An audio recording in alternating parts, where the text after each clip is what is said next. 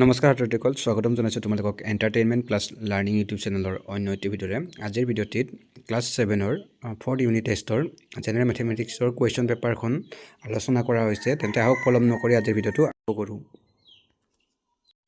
ইয়াতে তোমালোকৰ যিকেইটা MCQ কুৱেশ্যন আছে সেইকেইটা ছল্ভ কৰি দিয়া হৈছে আৰু লগতে সৰু সৰু কুৱেশ্যন কেইটামান ছল্ভ কৰি দিয়া হৈছে। তেন্তে আহক পলম নকৰি আজিৰ ভিডিঅ'টো আৰম্ভ কৰোঁ।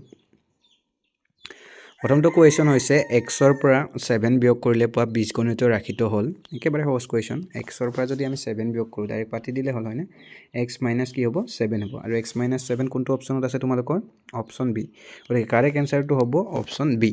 ঠিক আছে, এক্সৰ পৰা 7 বিয়োগ কৰিলে পোৱা বীজগণিতৰ ৰাশিটোৱে হ'ল এক্স মাইনাছ 7। অপশ্যন বি হ'ব ইয়াতে correct answer. Next question number 2, 4x square plus 30x plus 7ত এক্সৰ সহগ হ'ল।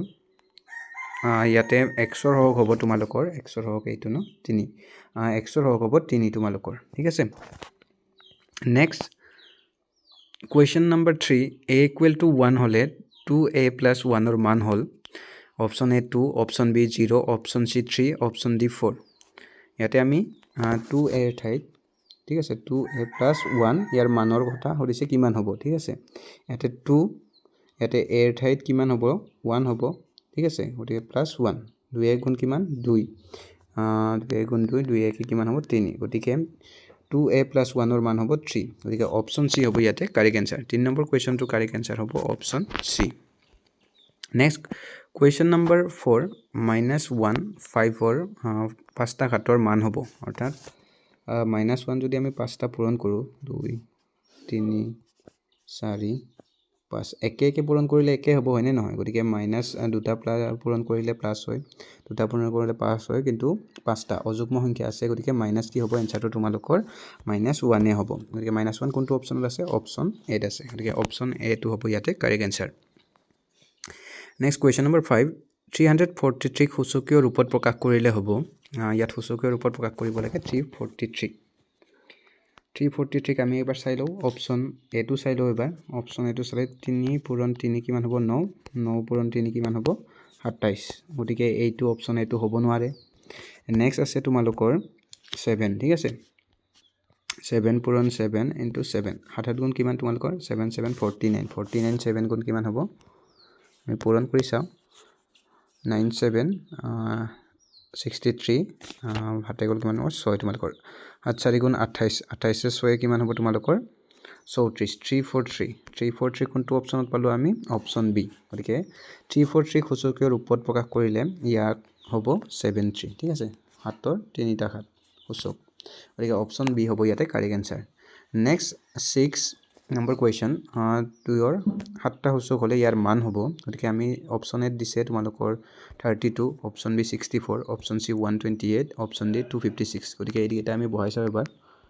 2 পূৰণ 2 কেইটা আছে 7টা, 3 4 5 6 7, 1 2 3 4 5 6 5 6 7। অ'কে, 2 দুগুণ 4, 4 দুগুণ 8, 8 দুগুণ 16, 16 দুগুণ 32, 32 দুগুণ কিমান তোমালোকৰ 64, 64 দুগুণ 64 × 2 কিমান হ'ব 4 দুগুণ 8, 6 দুগুণ 12, 128। গতিকে আমি কিমান পাম ইয়াতে কাৰেক্ট এনচাৰটো পালোঁ 128। গতিকে 6 নম্বৰ কুৱেশ্যনটোৰ কাৰেক্ট এনচাৰ হ'ব 128।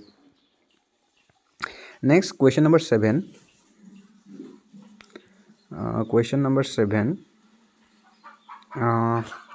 5 ডিগ্ৰীৰ মান হ'ল। 5 ডিগ্ৰীৰ মান এনেকৈ থাকিলে সদায় একো যদি ঘাত নাথাকে, সূচক যদি 0 হয়, তেতিয়াহ'লে সদায় কি হয় এনচাৰটো 1 হয়। গতিকে 7 নম্বৰ কুৱেশ্যনটোৰ কাৰেক্ট এনচাৰ হ'ব অপশ্যন বি 1। নেক্সট কুৱেশ্যন নম্বৰ 8, কুৱেশ্যন নম্বৰ 8 সুধিছে বৰ্গ এটাত থকা সমমিতি ৰেখাৰ সংখ্যা হ'ল। প্ৰশ্নটো সুধিছে তোমালোকৰ বৰ্গ এটাত থকা সমমিতি ৰেখাৰ সংখ্যা। অৰ্থাৎ বৰ্গ এটাত কিমানডাল কি থাকে সমমিতি সমান ৰেখা থাকে। বৰ্গ এটাত থকা সমমিতি ৰেখাৰ সংখ্যা সোধা কথা এতিয়া সুধিছে।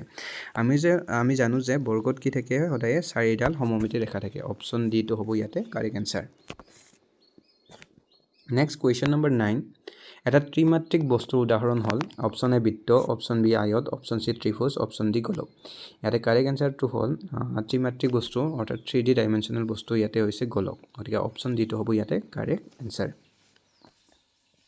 নেক্সট কুৱেশ্যন নম্বৰ 10, এটা খনকত থকা শীৰ্ষবিন্দুৰ সংখ্যা হ'ল অৰ্থাৎ এটা খনকত কিমানটা শীৰ্ষবিন্দু থাকে। এটা খনকত শীৰ্ষবিন্দু থাকে তোমালোকৰ 8টা। অপশ্যন বি হ'ব ইয়াতে কাৰেক্ট এনচাৰ।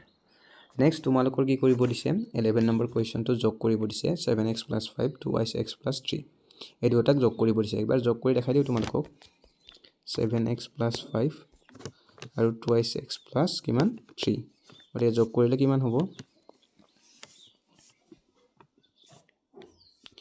5 × 3 = 8 হয়নে নহয় 5 × 3 = 8 7x + 2x কিমান হ'ব 9x গতিকে 9x + 8 হ'ব তোমালোকৰ 11 নম্বৰ কুৱেশ্যনটো কাৰেক্ট এনচাৰ হ'ব 9x + 8 ওকে।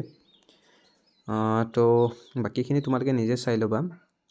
ইয়াতে কি কৈছে তোমালোকৰ 16 নম্বৰ কুৱেশ্যনটো তলত বস্তুবোৰ দ্বিমাত্ৰিক আৰু ত্ৰিমাত্ৰিক হিচাপে শ্ৰেণীভুক্ত কৰা।